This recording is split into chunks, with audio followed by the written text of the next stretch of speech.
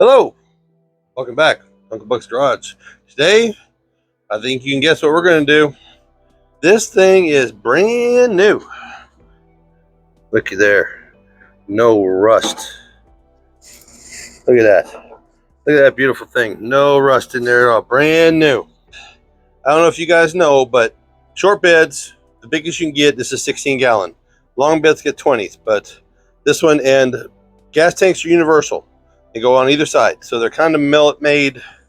As you can tell, they're unisex. They're the same bend, same groove, same everything on both sides, and the fitment is both the same on both sides. We're going to take this and put it in there. But first thing we got to do, I got to get the brackets. Hang it with. Guess where those are coming from? That's right. Coming from the carcass. Okay, these are universals, but they're universal driver's side, passenger side. This is the back one. Nice and square on top. 4 pieces. This is the front one. Got the cutout in it. Okay, so you just got to remember, this is the front, whether you're on driver's side or passenger side, and this is the back, driver's side or passenger side. They're unisexed, so they will work on everything from 73 to 87. They are the same tank brackets on everything. First thing we're going to do is we're going to put our rubber seal in. Then we're going to finagle our boot and our float in place. Put it where we want it. Now there's a little tab where this is supposed to go. See right there? There's a little tab in the circle. You can either do it here if you're on the, since this is the back and this is the front, since we're going to be coming off this way because it's going on the driver's side of the truck, then you want the tab on this way. If you needed to use it on the other side, you would just flip it like this. That would be for the passenger side tanks. But since we're going driver's side, since they make these unisex, I'm going to put this right here. I'm going to finagle this around the pieces. Then you just position it where you're about to go under each tab, right? And then we're just going to put a little pressure, and we're just going to use our fingers. Now sometimes, if it's a brand new one, it takes a little bit of persuading.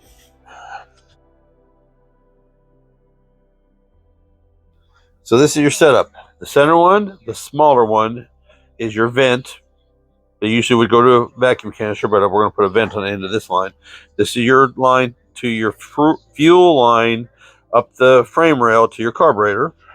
This is going to be the large one. That's 3/8. This is your lead for your gauge. This is the fuel level gauge lead, and then you have a ground.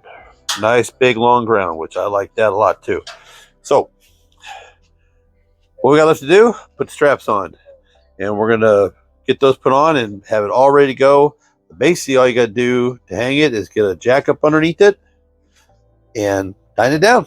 There's only one way to do this correctly, and since it's bolting up against the frame, and this is on the driver's side, so this has to go through the frame rail here, right? Frame rail on this side. So that means that this mounting support here basically just has to go right here. All right. And then this comes around here and basically just goes in that hole. And you just get a couple threads on it just to get it in place. And we don't want it,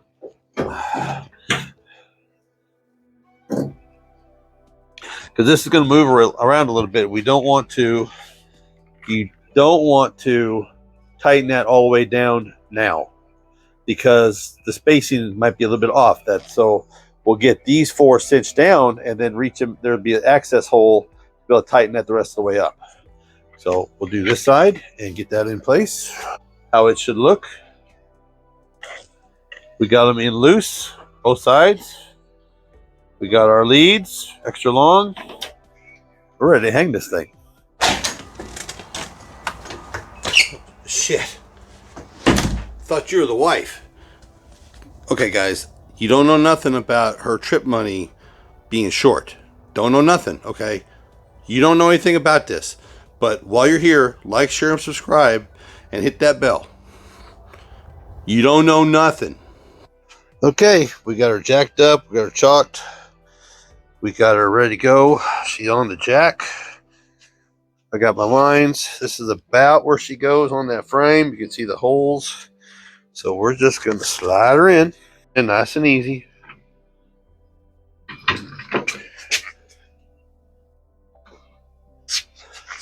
Make life easy on an old buck here. There we go. And we're just gonna take her up. Nice and easy. I'm gonna go in from the other side.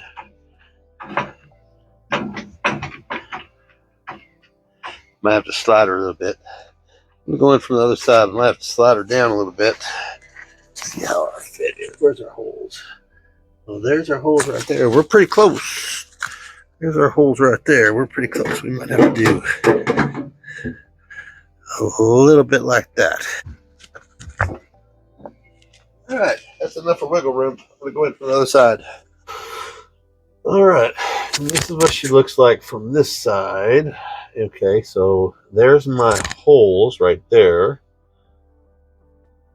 Those two right there that I need to get lined up with that tank. So we're just gonna wiggle her around a little bit. Get a bolt in. We'll wiggle around a little bit. Get a bolt in on this side. Well, she's in. She's strapped down. And I even put the nose protector on the new one that came off the other one. So this wasn't that terrible a job, except for one little thing. And I'll spin around the other side and I'll show you why. All right. That's the backside, bolted right up. But the backside factory piece does not give you enough room to tighten it up. So I'll have to pull the head up, move it back, tighten the strap on that one. Now I went ahead and tightened the strap on this one because when they tell you that those are unisex, they're not. They're left side and right side, but they don't tell you that. So what I had to do, because I don't have another pair of these and I'm not spending the money to have one, wait 3 weeks to get a pair, I made a template. I center punched, pilot hold, and I drill those holes myself to bolt those up. Now, she's straight. She's flat with the body. She's like she's supposed to be. She's hanging just as she should. But I'm missing a bolt because this bolt hole pattern right here is where I should have bolted up to. All I did was I took a piece of paper and I rubbed my hand over top of it. Just like that. Found out where the holes were. Cut it. Frame side. Flipped it over, taped it on the frame. Center punched it. And drilled it. And then used a step drill to make it the right size. Easy peasy, lemon squeezy. Alright, now this is that vent line, which I'm going to find a tip over vent for that. I'm just going to stick that up in here for now. Alright, now this is my fuel line. This is my lead for my fuel gauge, okay? So I ended up making them long enough where they'll actually fit into this to go up the frame into the fuel pump. But as you can tell, I got work to do because, down here in the South, we have what they call dirt nubbers. And if there's a hole, there's a pipe, there's anything, they're going to build a nest in it. So I have to get all that blown out and cleaned out before I ever put any fuel in it. It's not that difficult. Just remember to put a piece of wood underneath it whenever you're jacking it up, just so you don't dent that new one. If you're still here, like, share, subscribe, hit that button, smash that bell, tell your friends, check the links out down below. Y'all have a good day. It's a good day today. Be a new tank tomorrow. Y'all be good.